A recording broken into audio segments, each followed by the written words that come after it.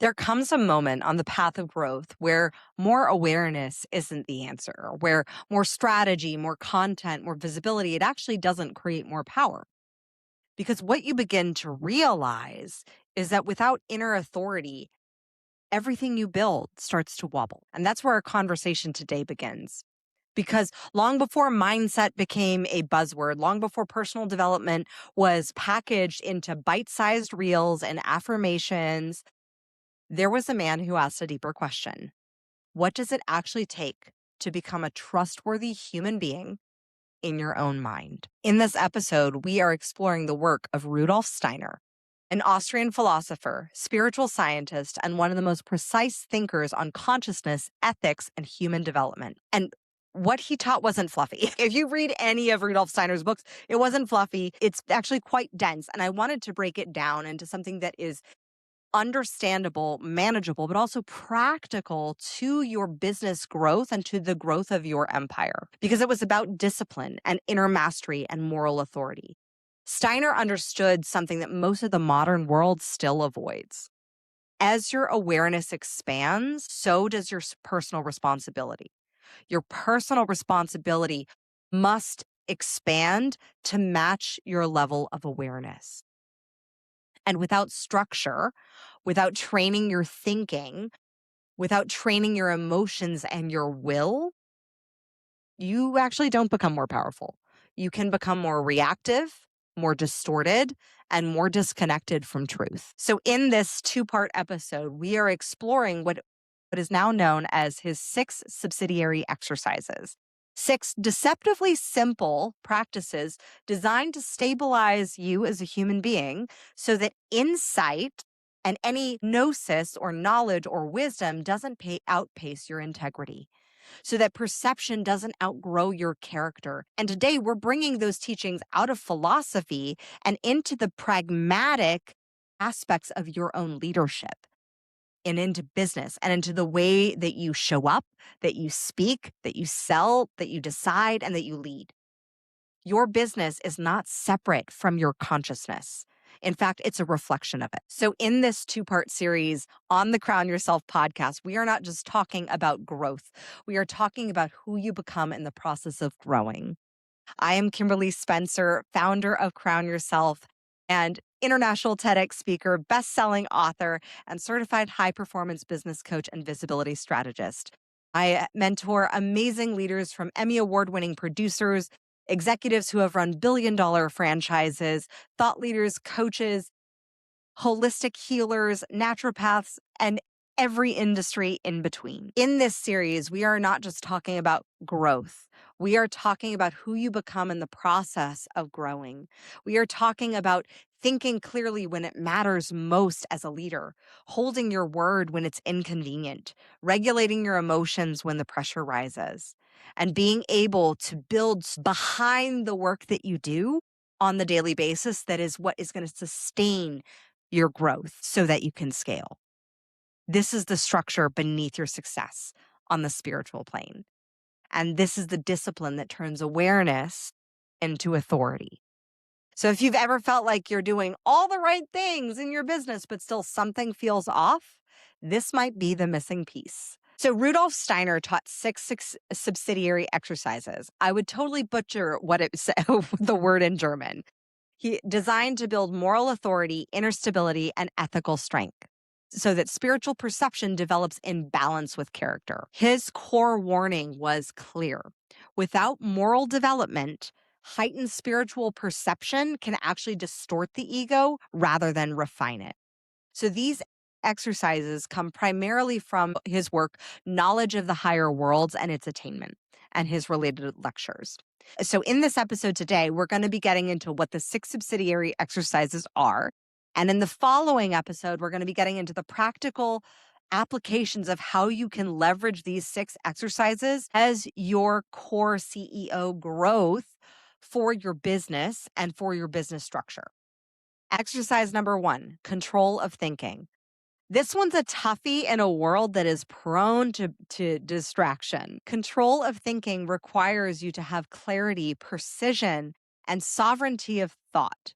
And in a world where every influencer, myself included, I'm like not going to remove myself from the equation, where people are telling you how to think and what to think and how to shape your thinking. It's your job in your control of thinking to be able to choose a simple object, an idea, and think about it deliberately and clearly for a set period without drifting. So, this can be what a whole book was written on called Deep Work, about what the deep work is: a specific amount of time, choose to think about it for a specific amount of time, and think on only that. If you're listening to this podcast while driving or doing other things, this could be your exercise in control of thinking. What this does is this strengthens the inner authority that you have over the mind so that it doesn't drift from shiny object to shiny object. This prevents fantasy and projection or delusion as spiritual perception increases. So as you increase your spiritual perception to, sometimes this could be like experiencing precognition, experiencing psychic intuitive hits, you have to be able to sustain and control your thinking so you know what is a distortion, what is actually a directive. This trains you having control of your thinking. It trains the thinker because you choose to, not because thoughts arise unconsciously. So, for example, this is why meditation can be a very valuable practice. The outcome of this, of learning how to control your thinking, is you create more alignment to truth, you create intellectual humility, and you also create responsibility for your own perceptions. This is where you are able to be the gentle observer of your thoughts, recognizing the thoughts or ideas and the thoughts or ideas that come up around this. The second exercise is in control of will or initiative in action. This is your reliability, your integrity, your follow through. So, a basic practice is to commit to one small voluntary action at the same time every day. This could be watering a plant. This could be lighting a candle. This could be waking up and working out. You do it because you decided to do it, not because it's necessary. What the purpose of this does is that it strengthens your moral reliability. It builds that inner compass that you keep your word with yourself. It builds your backbone, basically, and it develops your character so that you know that you can back yourself because you keep your commitments to yourself. The ethical outcome that comes from this is you start to trust yourself more because you keep your commitments to yourself. And having coached leaders for a decade now, I can say that underlying all of the growth, all of the business growth, all of the personal growth that comes with coaching and that all of my clients have received, the number one base that every single client who has come to me to coach one-on-one has received is a deeper trust in their own ability, is a deeper trust in themselves. And it comes from having someone hold you accountable, even though ultimately no one can hold you accountable except for yourself. I am just, as the coach, the mirror for your own accountability to the things that you say you want to achieve. This builds your own self-command, your self-leadership, and it also reinforces your own inner strength. The third exercise is an equanimity of feeling. What does this mean? So equanimity of feeling means that you have emotional balance. It means that you're emotionally non-reactive. So your practice, should you choose to accept this practice, is in observing your emotional reactions. What pleases you? What irritates you? What excites you? What disappoints you? What frustrates you? Without suppressing those emotions or indulging in them, but recognizing the feeling that's coming up, acknowledging it, feeling it, and then allowing it to flow.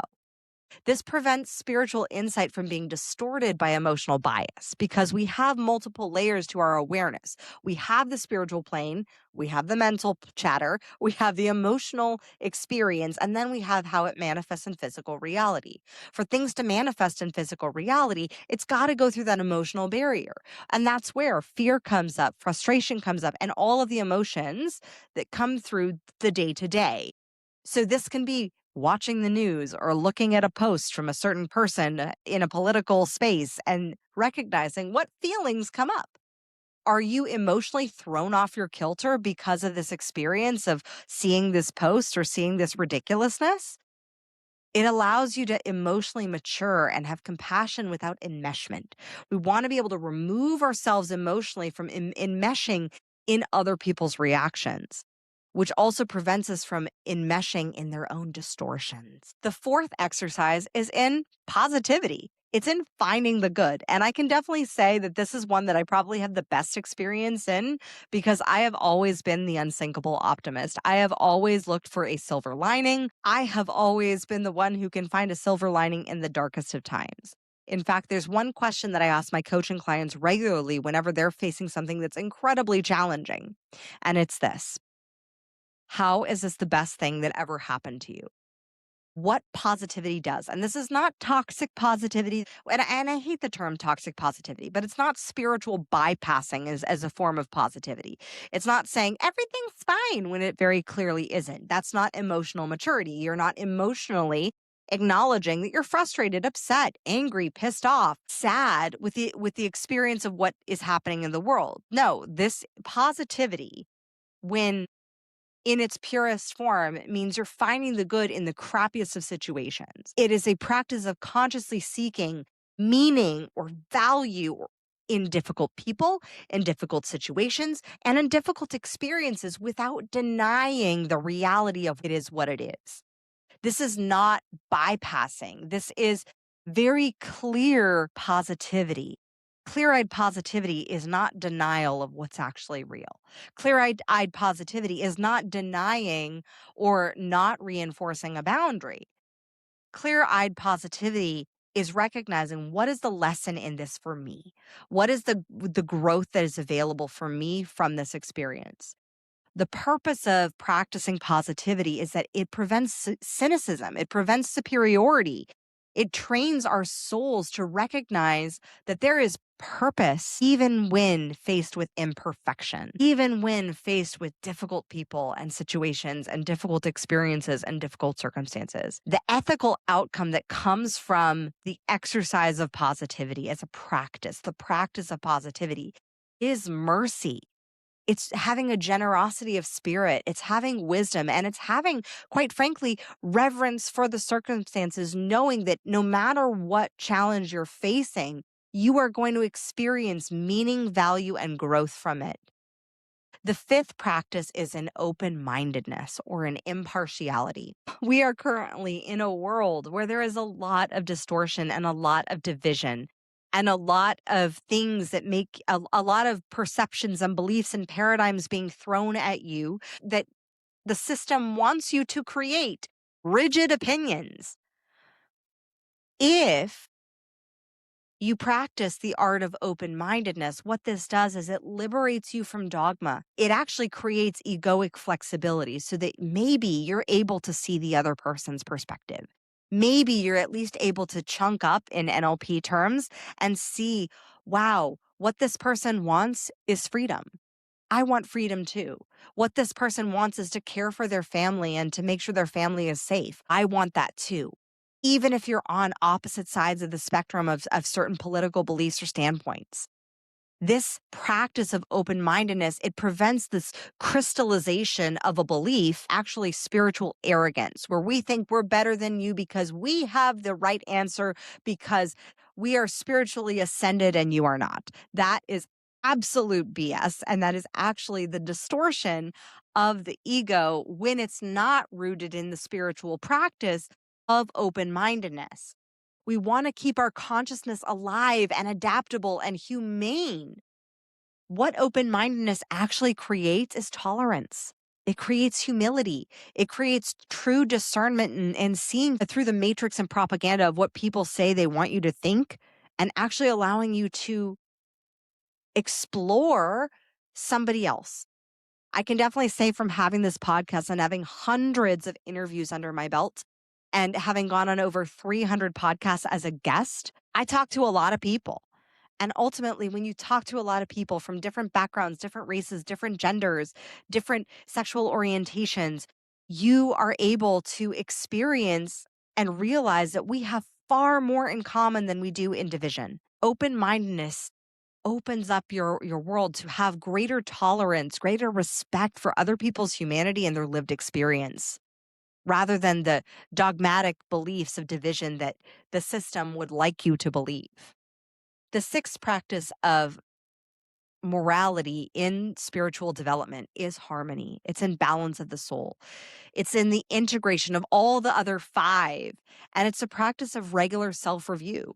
Are you thinking and feeling and willing to be in balance, to be in operating in harmony? Or are you overdeveloping one capacity at the expense of others? This practice of practicing harmony ensures that no single faculty is going to dominate your personality. What this practice of harmony it does is it creates an inner equilibrium that's actually capable in holding duality. The problem is so much of our culture wants to create an either or scenario when really the answer is yes and that is the paradox that we get to live in. Yes, you can have babies and have a thriving career. Yes, you can believe in the sovereignty of the individual and also honor the power of the collective. It allows you to have duality and experience and hold the space and have the capacity to hold duality. We also want to be sure that what harmony creates is it creates moral authority, coherence in heart-brain connection, and also creates inner leadership so that you are able to lead from yourself, from your soul, from your highest self without being pulled into the distraction and distortion that the world, the systems, propaganda, and the matrix, quite frankly, would love to have you pulled into. I wanted to explore these topics on the Crown Yourself podcast because more and more is developing a business, a spiritual practice. And when we have spiritual perception without moral development, it creates ego inflation, imbalance, and distortion. We're seeing that play out massively in religion, in the spiritual woo-woo communities as well. We want to anchor our awakening into ethical responsibility, into building inner authority, having integrity, having tolerance for each other, and seeing the sovereign being inside of each of us, including ourselves. We want to ensure that our insights, our spiritual insights, our gifts are leading to service, clarity, and consciousness, expanding, not in superiority. In modern terms, these 6 practices actually help regulate your nervous system. They allow you to train your metacognition. They allow you to integrate embodiment with ethics and perception. These are not just rules to contain you. These are actually guidelines that can help you expand your capacity. Moral authority arises when a human can clearly perceive without distortion, without compulsion, and without collapse or domination.